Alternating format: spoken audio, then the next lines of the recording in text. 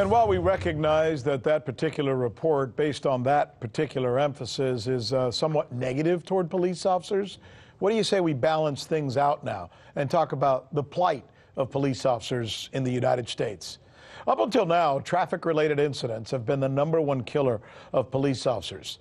But there's another story coming out today that we want to present to you that shows just how dangerous it is to be a police officer. Here's RT's Natasha Sweatte. While the streets continue to pose dangers of their own, a new report reveals that firearm-related deaths was the leading cause of police fatalities in 2018.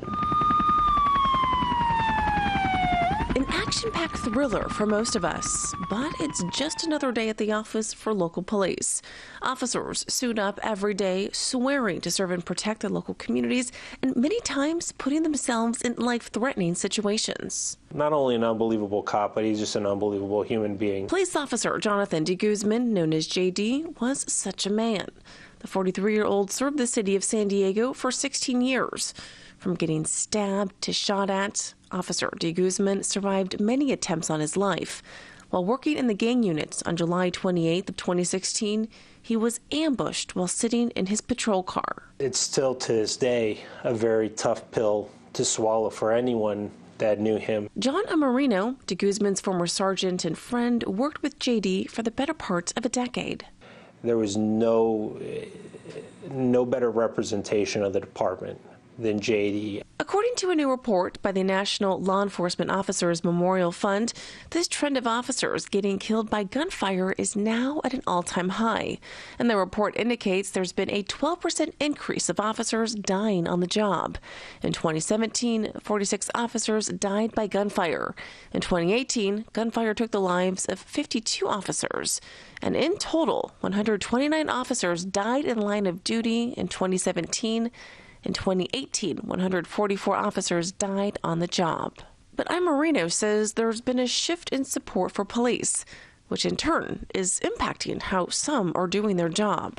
I personally started seeing a little bit more, not complacency. The training is still there, but I do think there's more of a hesitancy that I saw for people to really go hands-on. Some believe these changes occurred after the 2014 shooting death of Michael Brown in Ferguson, Missouri, which escalated to weeks of nationwide protests.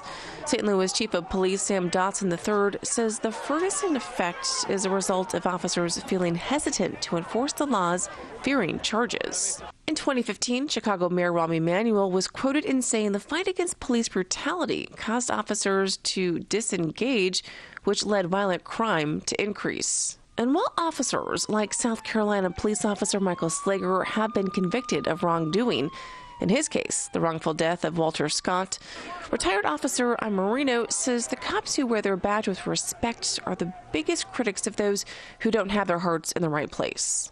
They make their jobs that much harder, and they're bringing disgrace to the badge that those officers wear with honor. So the question remains if any drastic measures will be taken to better understand what it takes to be an officer like JD.